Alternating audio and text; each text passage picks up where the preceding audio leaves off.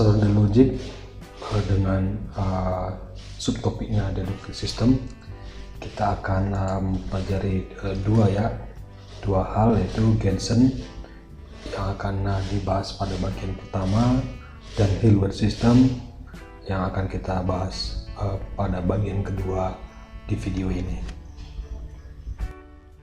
Pada Hilbert system akan memiliki beberapa aksiom dan beberapa aturan inferensi, berbeda dengan Gensen yang hanya punya aksiom dan punya beberapa rule inferensi. Di propositional logic akan memiliki 5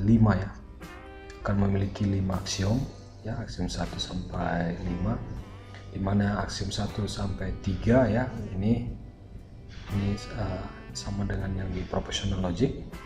Di aksiom 4 dan 5 sudah mengikut sertakan quantifier universal di mana untuk di aksiom 4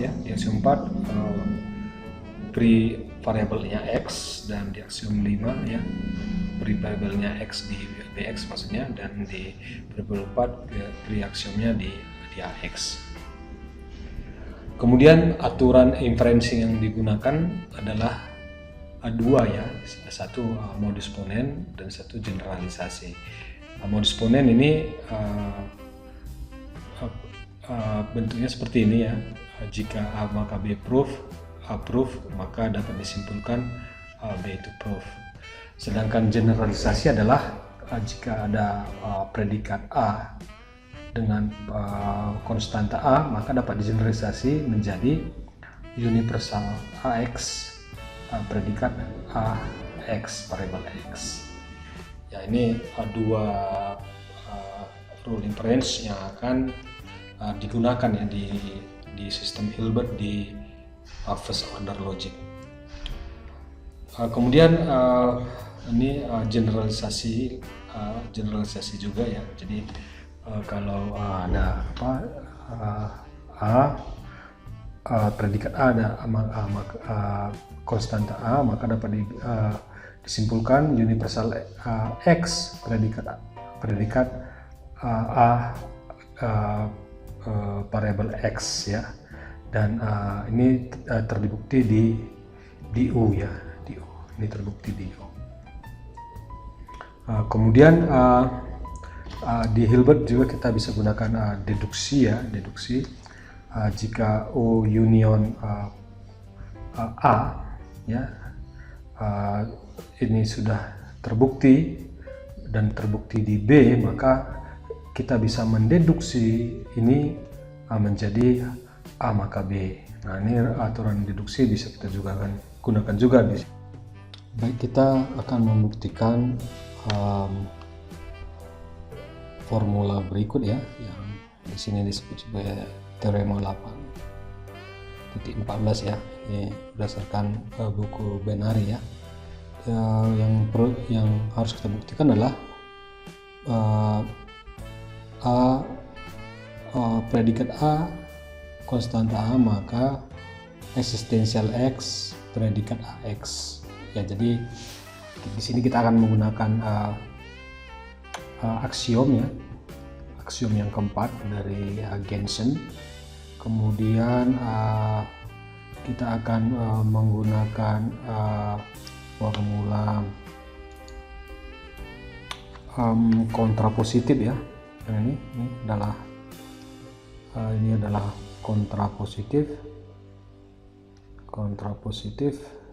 kemudian kita akan juga menggunakan definisi dari eksistensial dan universal Yang pertama aksiom 4 aksiom 4 ini akan dimodifikasi sedikit akan dimodifikasi dengan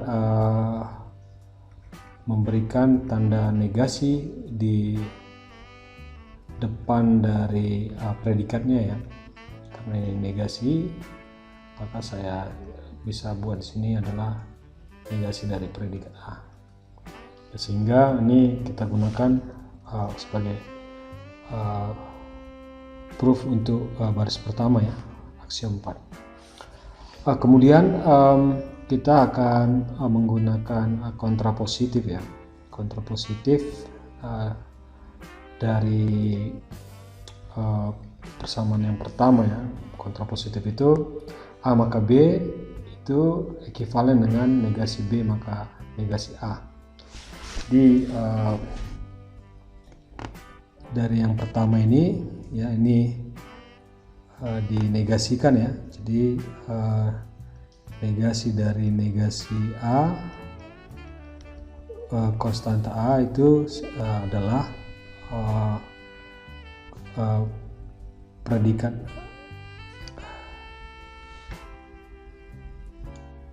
jadi kita akan menggunakan kontrapositif ya dari persamaan yang pertama ya. Di situ kita dapatkan ya universal X negasi AX maka negasi A negasi predikat AA ini maka akan sama dengan akan ekuivalen dengan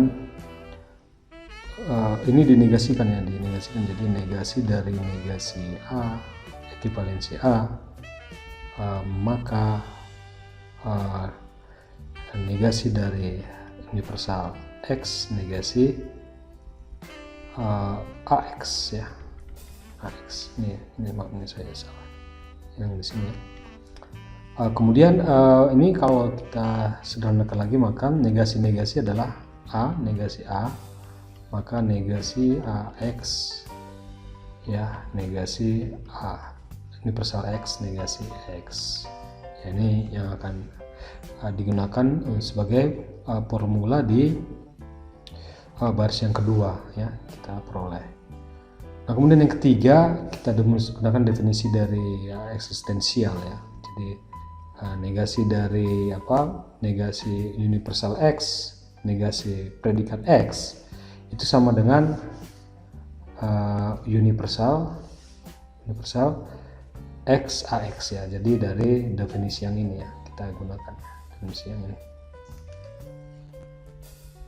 Kita sudah menunjukkan bagaimana kita membuktikan teorema 8.14 ini dengan menggunakan aksiom 4 yang sudah sedikit dimodifikasi ya. Kemudian kontrapositif ya, kontrapositif itu nanti disimbolkan dengan visi ya. Visi ini terkait dengan rumus-rumus yang rumus-rumus yang digunakan di propositional logic ya. Jadi di sini kontrapositif dari 1 ya kita dapatkan kontrapositif ini ya, kontrapositif kita dapatkan persamaan kedua. Yang terakhir yang baris ketiga didapatkan dari definisi E.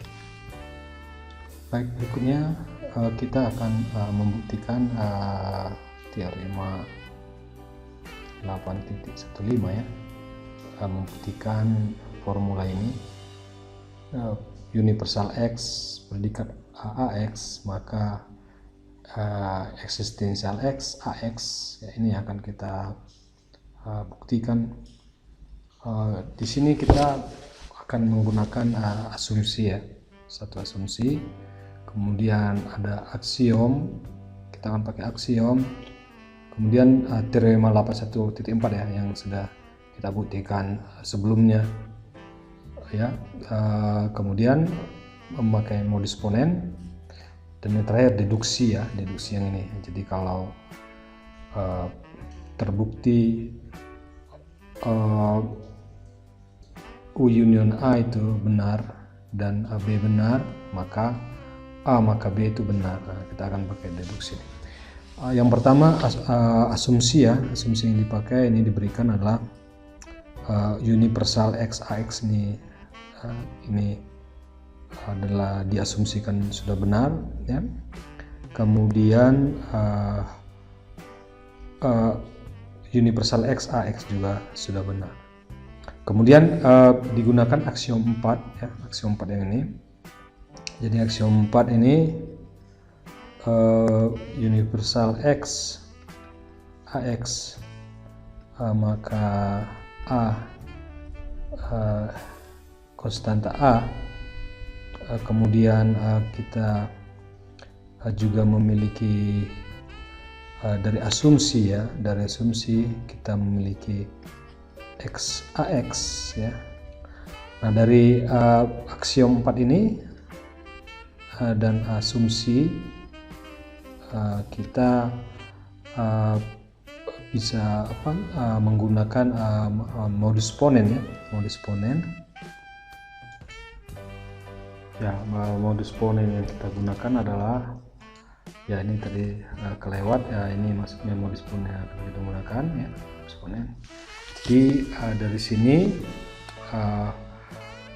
A maka B ya, kemudian A ya, jadi saya tuliskan saja di sini ya.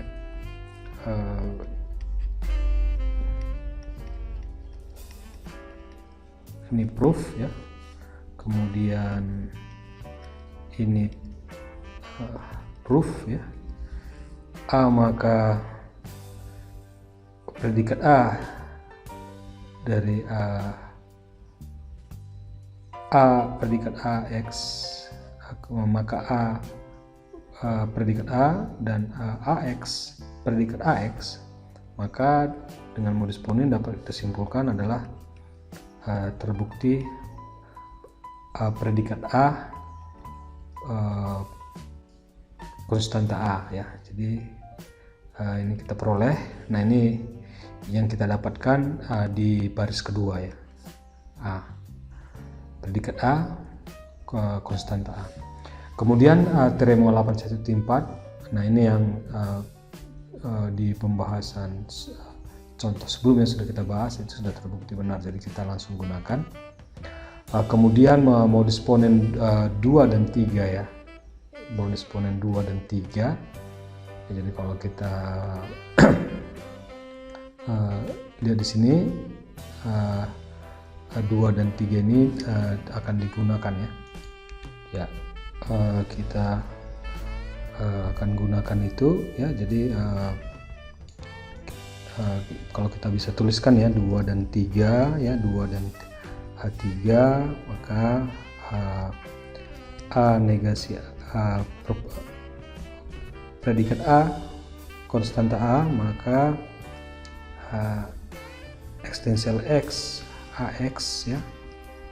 Kemudian proof predikat A, maka dari sini kita bisa proof ekstensial X AX ya. Nah, ini kita peroleh yang ini.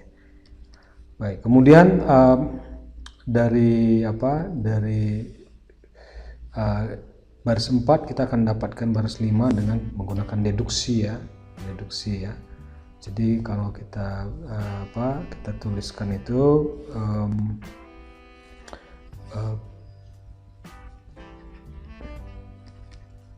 universal X AX ya, kemudian proof ekstensial X AX ya, maka dari sini ya kita bisa dapatkan